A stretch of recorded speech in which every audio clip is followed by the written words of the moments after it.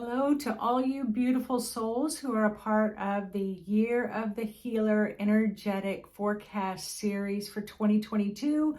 I'm Nancy Rebecca, and this is the May newsletter edition with the video that I'm making to go with it. And this video is titled, just like the newsletter, The Grounded Healer. I'm going to be talking about one of my most favorite subjects, and that is grounding, and just how healing grounding can be when you are working with energy. My own teacher, Mary Ellen Flora, way back in the early 90s, when I had my own awakening process, I spent about 8 years in the clairvoyant school, I think is what they called it at the time. And in that time, I learned a lot about being able to ground and manage my own energy field just simply through grounding. And I remember she said one day that if God told her that you need to go out into the world and take healing all around the world, but you can only take one of the many techniques that you know with you, which technique would you use? And of course, we were all ears as we were kind of listening because we were very curious. And she said, grounding.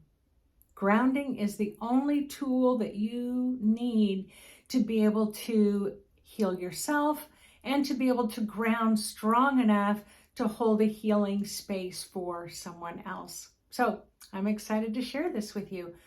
I remember I was asked to come teach about intuitive development at Naramata, which is in Penticton, Canada. And there's a retreat center there. And so in that, as they were learning over 3 or 4 days about intuition, we had a whole other room where we had all the tables set up because they really taught a lot. It was quite a hub for healing touch for a while. So they had this large room with all these tables set up. So one of the exercises that I had them do was, half the class would lay on the table, and the other half of the class as healers would sit at the end of the table in a chair. And then I guided them through a grounding meditation to really have them really strengthen their grounding, and we just kept getting it stronger and stronger and stronger and stronger. And then at that point, I had them either just keep your hands lightly above the client's feet, or they can lightly place their hands on the feet. It was a personal choice between them and their client. They were not allowed, these were the instructions, to do any other technique but ground. And so if they felt or sensed something, they would ground stronger. If they felt like they were starting to lift off, they would just focus on their own grounding, not on the clients, not on the client on the table, but their own grounding. And then they would ground stronger and stronger. And once in a while, I would really guide them, or I would kind of walk around the room if I noticed someone didn't have strong enough grounding, and then I would guide them personally on how to really strengthen their own healing energy and their own grounding. Well, after this was complete and we went around the room to have people share, the client on the table had these incredible, profound transformational changes.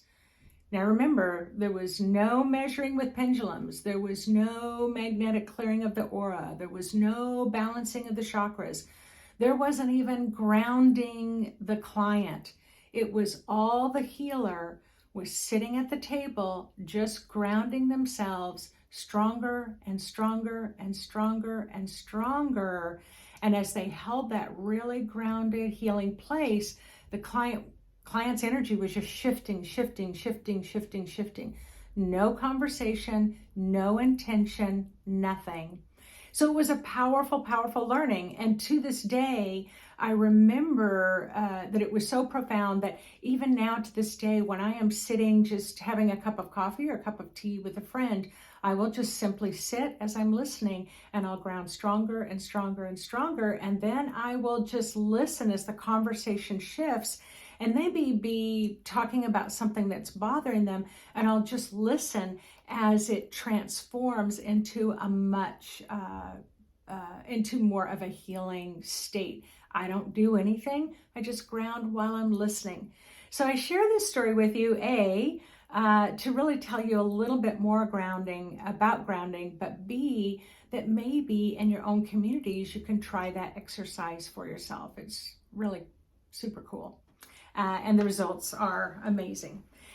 So I'm a clairvoyant. That means that I can see the human energy field.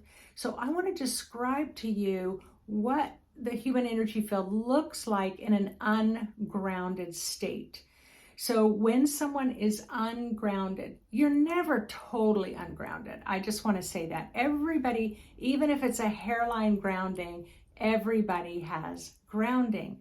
But during this great time of change that's going on in the world, we really need grounding more than we have ever needed it before. Why? Well, because there's so much light, photonic light, that's just flooding the planet right now. It can only come down to a certain place. It doesn't come all the way down to the earth unless we as humans can ground ourselves. That will help ground that light further into the earth. So we are really needed. You're needed, I'm needed, and our grounding is needed to help bring in the light that's going to lighten up our world a little bit, if I can just put it that way. In an ungrounded state, your aura will expand, and a normal, average, healthy aura is usually about 1 to 2 feet away from the body. Now, it might even be 6 to 10 feet away from the body. But anything more than that is a pretty ungrounded state. I have witnessed someone's auric field almost being like the size of Texas. It is just so expanded. And if someone's aura is expanded that far, they're usually very anxious, very nervous, very fearful. They might be talking very rapidly. They might be pacing. They might be very overwhelmed. And so just helping them to ground until they can get their aura back in again is really helpful for them in that state of mind. And it's helpful, of course, to get on the table as well, help the client to ground, help to clear their field, bring their energy back inside their own chakras. But what happens when the aura starts to expand, the actual auric field gets thinner and thinner and thinner. So if you think of a balloon that you're blowing up and it's this vibrant blue or orange or red, and you start blowing that balloon up and it just gets bigger and bigger and bigger, it gets a lighter red or blue or orange or green. It becomes very, very thin. And you also know if you continue to blow air in there, it reaches a breaking point. And that's why I say when I have a client or a student who is extremely anxious, most of the time their aura is really far out and they're at a breaking point. They'll actually show the signs of being at a breaking point, but they will also use words that indicate, I feel like I'm about ready to break. I feel like I'm about ready to lose it. So that's a strong indication that they don't have enough grounding to help them to cope with life. So what I will notice is that the aura is further and further out. It's getting thinner and thinner and thinner. Now, when your aura is thin, it's easy, it's more permeable. It's easy for other energies to come into your aura. It's more challenging to keep people out of your aura. And so often we'll say, they keep getting in my field. They keep coming into my energy. They're sucking my energy dry. We use all kinds of words for that. But if it's your aura that's the size of the house, and your kids and your husband or your wife or your mother and father or siblings are in your aura, they can't help but be in your aura because your aura is too far out there. My teacher always used to say another really cool thing, and it's Whatever is in your aura is in your reality. Whatever is in your aura is in your reality. So when your aura is quite a bit closer in and it just has you in there, you know what you're thinking, you know what you're feeling, you know what you're sensing, your intuition is stronger.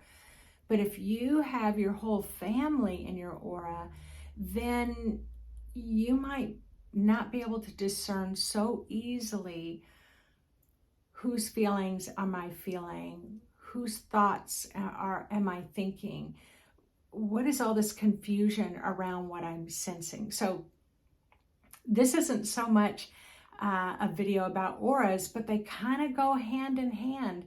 And so the more that you can learn to ground, the more the aura comes closer into the body, you can stay separate from your family, your loved ones, your co-workers at work. You can kind of have a more of a focused sense about who you are. But the other thing is, when you're more grounded, your aura, the outer edge of your aura gets thicker. So as it's thicker, it's not so permeable. It's easier for you to set boundaries. So there's a lot of things that can happen with grounding. So that's one thing as a clairvoyant that I notice about grounding. Now here's another thing that I notice. I call it the light bulb aura. So imagine, that light bulb is thin around the bottom, and then as you go up to about the shoulders, it starts to kind of go out in this bulb, right? It's that light bulb that screws into the light socket. Why is it called the light bulb aura? Because you're thinking so much. Can you relate about what I call it, analysis paralysis, overthinking, over worrying, over fretting, over control, micromanaging? You have to ask 20 questions for one answer. So you just, I call it the head case. I call it, and I can laugh about this because I can be a head case. So you're in good company. And so I have to stop myself, because what happens is it just blows out around the head and the aura gets really expanded around the head. And wow, you've heard of monkey mind. That's what it is. You cannot slow down your thinking. So I will have people say, I can't meditate. It's not possible for me to meditate. Well, when I'm working with you, I'm going to teach you how to ground so that you can pull this broad energy, light bulb energy around the head, and you can bring that energy down into the body so that it returns to this really nice kind of egg shape, oval shape. So so that's it as well. There's also, you can be too grounded. Can you believe that? So you can be really, really grounded. And we've met people who you just look at them and they just look like Mother Earth. I mean, they're just so earthy. And they have all this earth energy coming up in the legs, coming up in the body. They're just heavy, heavy, heavy. And their aura is like super, super strong, like latex, that you can hardly pull at it, hardly permeable. What happens is they need to lighten up their grounding just a little bit so that they can bring more of the cosmic light in to help them have more of that light-mindedness, lightheartedness as well. So what else happens is it's just like we're going through this spiritual development, and I've been at this for about 28 years now, and I really thought spiritual development was all about having spiritual experiences and experiences of the light and experiences with spirit guides and experiences with angels. And so I really thought it was a spiritual experience meant up here, that I really needed to bring my vibration and frequency up here. But over the years, my own spirit began to teach me that all of our chakras are spiritual. And the lower 3 chakras are incredibly spiritual, and they help us bring very high level spiritual knowledge. And right now on this earth, we have this photonic light that's coming in. We have these light codes that are coming in. And the light codes are activating our DNA, our genetics, so that those dormant parts of our DNA that we haven't been in a vibration and a frequency to be able to support that higher knowledge. And now that we are in that higher frequency, that photonic light is coming in, and it's helping to activate those dormant parts of our DNA so that we can understand more about our spiritual development. However, it also activates that DNA, so maybe your clairvoyance opens up more, maybe your clairaudience, your clear knowing, or your clear feeling, where you might not have felt before. You may not have felt very sensitive before, and now suddenly you're starting to notice things intuitively that weren't there before. It's because you are, what's that word that I used? Being activated by this new light that's coming in. So you really want to be grounded so that that light doesn't just sit up here in the crown chakra, that it comes down into the 6th, into the 5th, and the 4th, and the 3rd, and the 2nd, and the 1st. So you want it to be able to activate even the root chakra, the 2nd chakra, and the 3rd chakra. When you're working as a healer in an ungrounded state, and there are a lot of healers that struggle to ground, and it's by no fault of their own. It's just that they haven't really practiced or cultivated that a lot. And so when you're not very grounded, you can definitely bring a lot of peace, comfort, and healing to the client on the table. They're going to have this beautiful kind of, I call it the angelic harp-like experience, but it may take them up to 6 months to be able to totally integrate those higher energies further down into their body.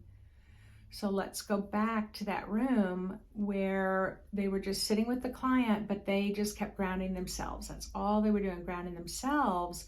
What happened was that the client was able to come further into the body, and then they were able to transform in the lower chakras as well. Enormous healing in those lower chakras of survival, of their emotional blocks and their blocks to power. So as you ground, other people match you. They will come further into their body if you're in a well-grounded state. So I will offer you just to go to my website, intuitivemind.org, and if you click on the shop button, I have free grounding meditations there that you can download a free MP3, and you can listen to that to learn how to ground more. I typed in the newsletter. I think I need to get more grounded here. I wrote in the newsletter about grounding your other chakras. So grounding isn't just limited to one main grounding. You can ground your chakras. You can ground your feet. You can ground your ankles. You can ground your knees and your hips. You can ground every vertebrae in your spine. So you can, and I encourage you to play with all sorts of grounding. Make friends with grounding and try to master grounding, because that's going to take your own spiritual development to a new level, as well as your expertise to the healing table with your clients. So enjoy grounding. That's where we're going, and that's where your reality is fully present in your body in a grounded state. So take care, everyone, and I will see you all on June 18th, which is the summer solstice event. And we'll be going from, I think it's 10 a.m. to 12 noon Western time. And then what would that be? 1 to 3 Eastern, 10, 11, 12, 1 to 3. Yeah, Eastern time. So I'm really super looking forward to having some time together with you all again then. But enjoy the newsletter and happy grounding, and I'll see you in June.